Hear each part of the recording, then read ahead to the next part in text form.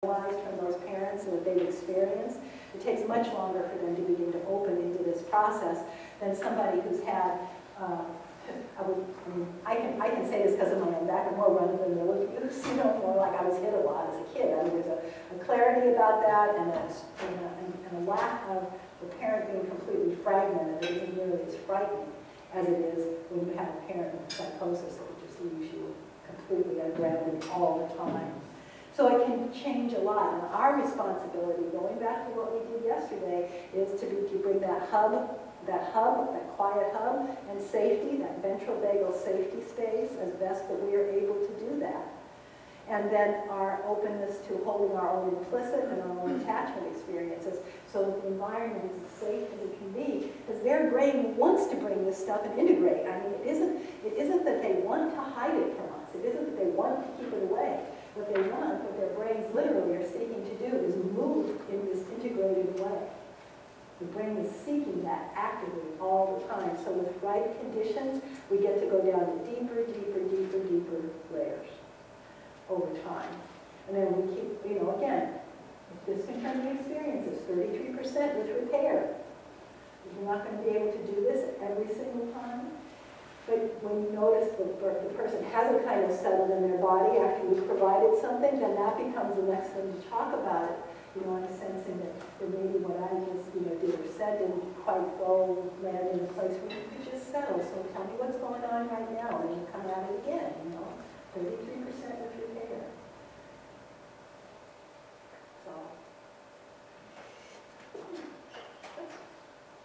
So anybody else have a question? Yeah. I did, I guess, I'm kind of looking at the larger picture of, okay, we're building, but is there a sense of dependency that this system is then depending on this one? There's a quality in that that's good. There's a quality that can get weird.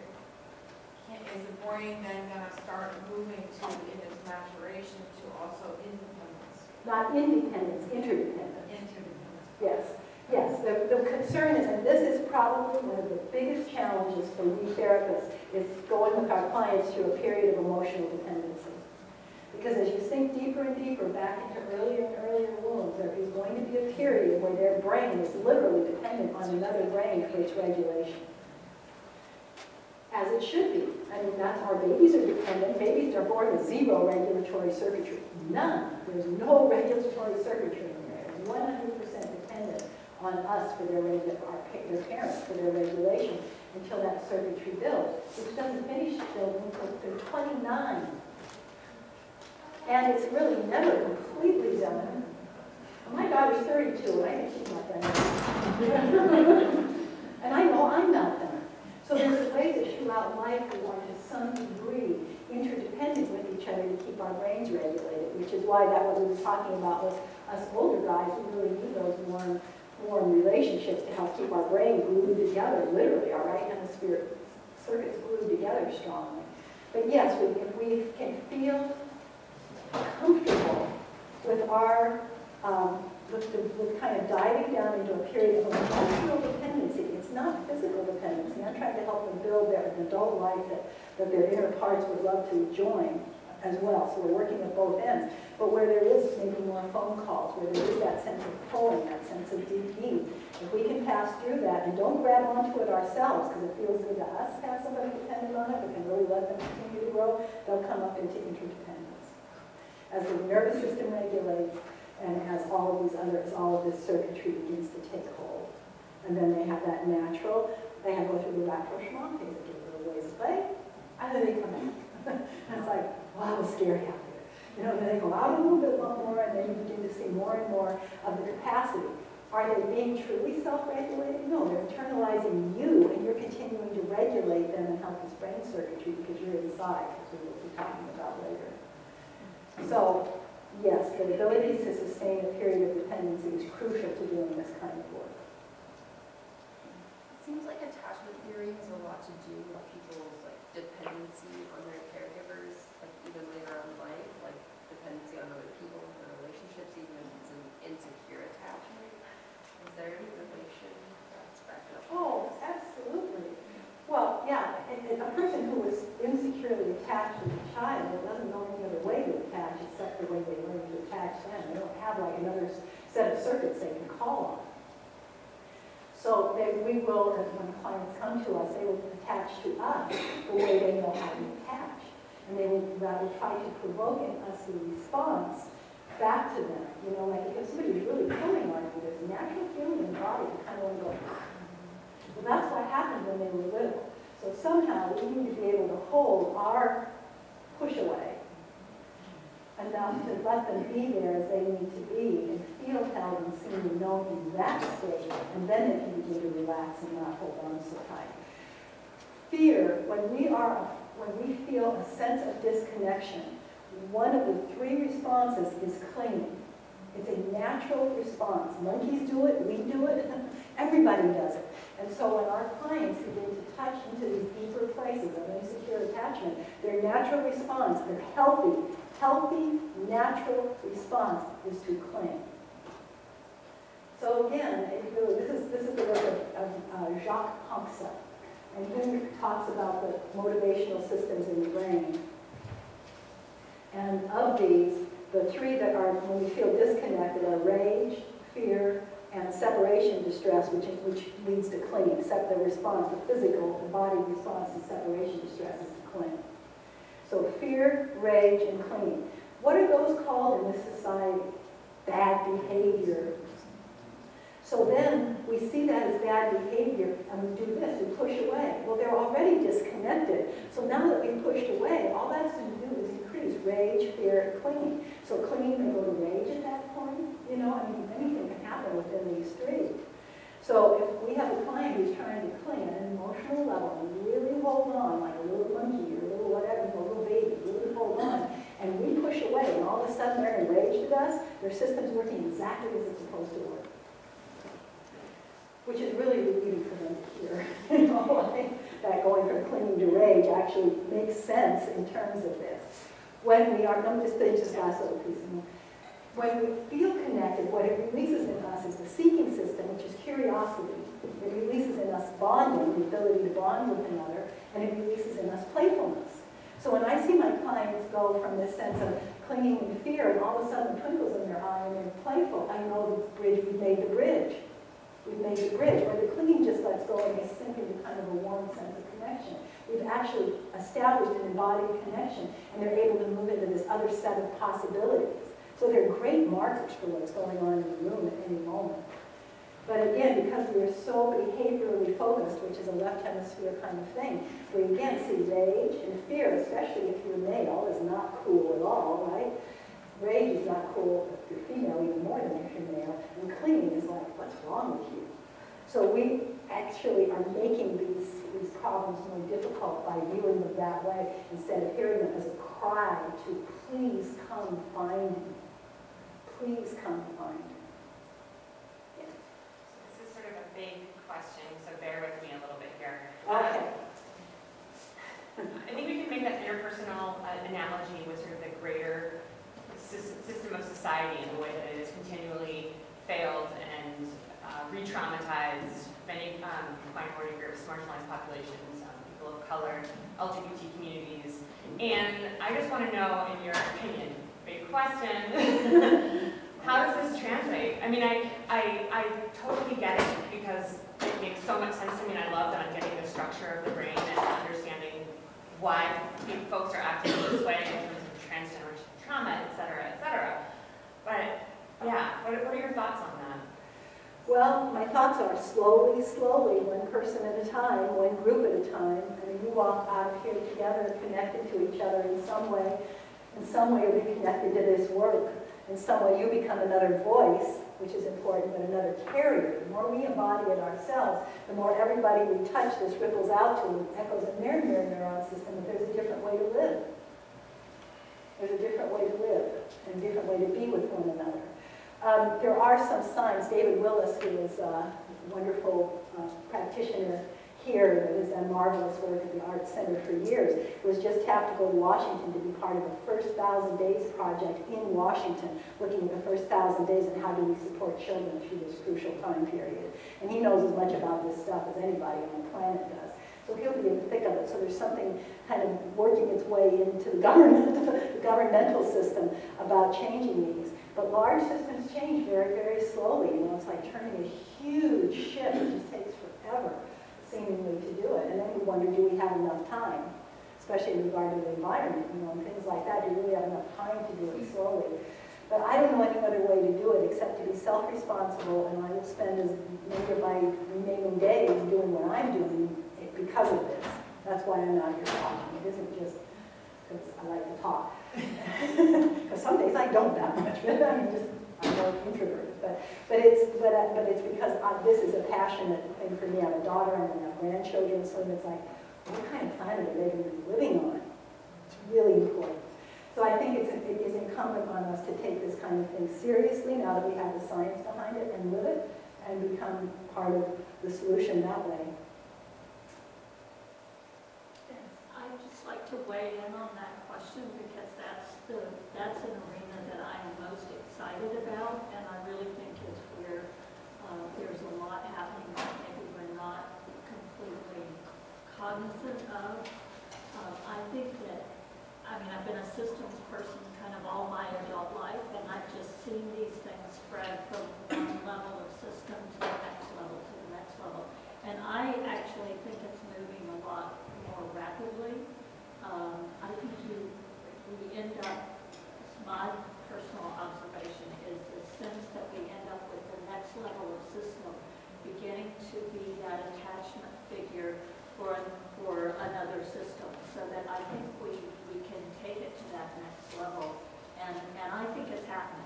I think it's absolutely happening as we are drawn in to look at things that are happening in other parts of the world or in our own country, as in the last couple of weeks, or as in our communities when we look at things that are happening in lower-income communities. And I'm involved in a lot around social sustainability. And there's a community in Portland where they're in the New Columbia area where they are taking responsibility for their own areas. They are generating new projects, and it's grounded, you know, the entities around them are listening to the people in the community and recognizing the knowledge, the wisdom, the caring that resides in that community, instead of kind of being outside going, oh, they're, you know, dysfunctional or they're whatever. Instead, it's shifting that, and I see that as that attachment relationship, witnessing, you know, I think it's happening, and I think it'll happen. My hope is that it will continue to happen at a more and more rapid pace. Well, I think so too. I heard somewhere that there's 1 million small nonprofits that are working in this area. They're little tiny all over the place. And I travel around the country a lot, and I'm from California, Southern California originally. And I think we in this area have the privilege of actually leading the way and becoming like a powerful center for this, because believe me, nothing works like this in California. And nothing works like this other places either, except for these little minute points, you know, where people are beginning to do it. And so larger collections like this can provide a gravitational pull, literally, for other areas to begin to coalesce more around. So we're really fortunate to be a place where we can actually begin to visibly see change happen because of participation. Just kind of piggybacking on the conversation, I don't know, Bonnie, if you've done any training for Healthy Start programs? I haven't yet. For those that don't know, that's different than Head Start, and my wife works with Healthy Start. And it's a primary child abuse prevention program, so they're working with young mothers and whoever their partner is around the baby. The baby's the identified patient. And it's all guided by interpersonal brain development. Yes. So I thought you'd be happy to hear that. Yeah. Circle of Security also is another group that's doing a lot of this work too. Yeah, So it's wonderful. It's really making a difference in Yeah. the child's experience within the first 2 years of life.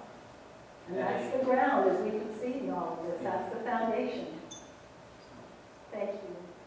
So circle, I'm sorry. Circle of Security is another group that does wonderful work, and there are some people here at Western Psychological and a couple of other places that are actually doing these groups, again, for at-risk mothers and to really promote attachment by coming side by side, by coming right alongside and being that presence that begins to change the attachment.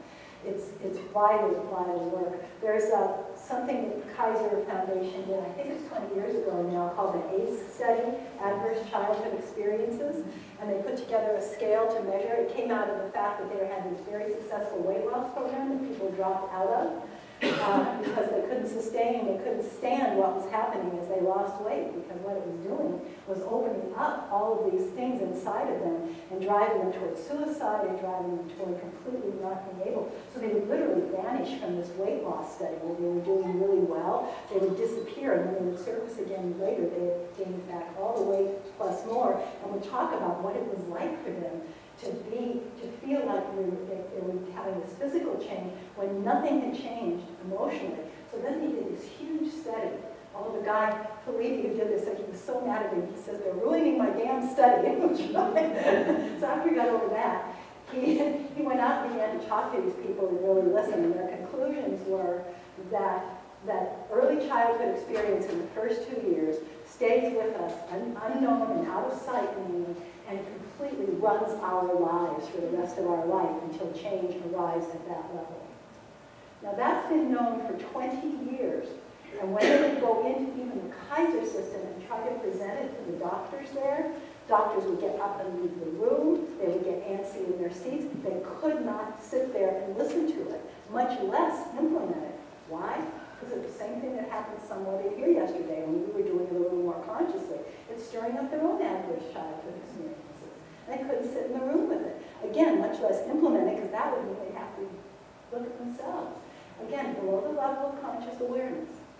So at least yesterday when we were poking around in there, we were trying to do it consciously with care in a holding environment where we could begin to sense some things without, feeling like we just had to leave the room. So, but it's really an important thing. So any interventions that are coming in at this crucial stage of life are a big step toward having a society that's more capable of holding empathic connections with one another and then changing systems as a result, I've always wondered what would happen if everybody under 25 in the war just got up one morning and said, I'm not doing this anymore, put their weapons down. What would the guys higher up do? It's like, so we're going to return to mirror neurons when we talk about inner community. So I'm going to sit down and just talk for a minute about this.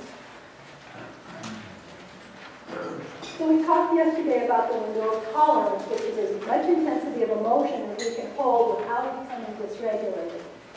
So where these implicit memory changes occur are right at the edges of the window of tolerance, where our clients are just exceeding barely their window of tolerance, either hyperarousal or hypoarousal, and are being held by our larger window of tolerance. Because if it exceeds both of our windows of tolerance, nothing good is going to happen. And that's when re-traumatization occurs. So if my client's really anxious and it makes me really anxious, and now we're both outside our window of tolerance, we both need to regulate before anything further can occur. So what I'm always watching for with my clients, the way I can tell when they're getting outside their window of tolerance is because the connection between us begins to get thin. And at some point, you can feel it almost like pop, and you can sense they're gone. They're out there on their own, basically, inside their own mind, without someone being there with them, without me being there with them. So as I feel that stretching start to happen, because remember, ventral vagal connectedness is the only place we can co-regulate and sense social connections in that ventral vagal window. The minute we get too high and sympathetic, that capacity to be regulated or to provide regulation is gone. We don't have the circuitry online to do it. So as I can feel them getting close to that edge, what we do is always stop the process and go back to regulation and resource, which may be opening eyes. It's different for every person, and it's different for each person, for the same person on a different day. But to open eyes, to breathe, to look around, to describe the room, to push feet in the ground. There's different things that work for different people. But we work out these agreements before we start doing this deeper work, that when I sense, I will ask, does it feel like you're getting a little far away from me? And they're able to nod their head and say yes, and open eyes, and we do something else to come back into connection. And then once we're in connection, I'll ask, do you want to move on from here now and go back into that, or do you feel like you had enough for today? I trust their system to know. So that part of the work is really, really, really important, and it's probably the area of work that I've experienced the most increase in awareness and then in skills around this, is around working right at those edges. And again, somebody could be wailing and be well within their window of tolerance as we're getting on toward the end of therapy, because their window is so big now that they can hold this upsurge of grief, and we can hold it together. And you can feel the density of close connection in the room, even when they're just wailing. So it's not about that, it's about what is holdable. When I first started with this one woman whose abuse started when she was 2 months old, even if she would start to laugh a little bit, she'd immediately spill over into tears and fall apart because she couldn't hold joy either. This isn't just, we're not just talking about the more painful emotions, we're talking about all increase in intensity. And so for her, joy wasn't possible at first either. She just couldn't hold it. We'd have to stop, and breathing didn't work for her because that energized the anxiety more. So we'd stop and touch textures. Textures is another thing, to really focus on the senses and touch the textures around can really help come back into the present moment and away from that big old implicit hold. So it's a good model for what to do next. And then I just realized I didn't think I had this slide in here, but I do. This is the job concept stuff we were talking about. The rage, the fear, and then this separation, panic, and grief. And then care and bonding also becomes less a connection in teen years. It's a seventh stream. Let's just increase the level of connectedness here. So this is the concept. This is Jacques Concept's work. And it's, again, very helpful. Extremely important in sharing this with parents so that they recognize when their child is in a rage or is scared or is clinging. But the thing to do is to bring them closer, not push them away, and not try to correct behavior. So that can be really helpful. So you're free to use, if you do parent training or whatever it is you might do, if any of these slides would be helpful for you, you can just email me, and I'd be more than glad to just send you the colored one of this. Like if you work with parents, this is a really helpful thing to hand to them. And it's got pictures on it, they can recognize the face, the facial expression, as well as see the words. So they can do the key into where their child might be. Okay. So the next part is transition, but I think we're going to just skip that for right now and move on to teens for a little bit before we go on break. You guys will put up my other PowerPoint.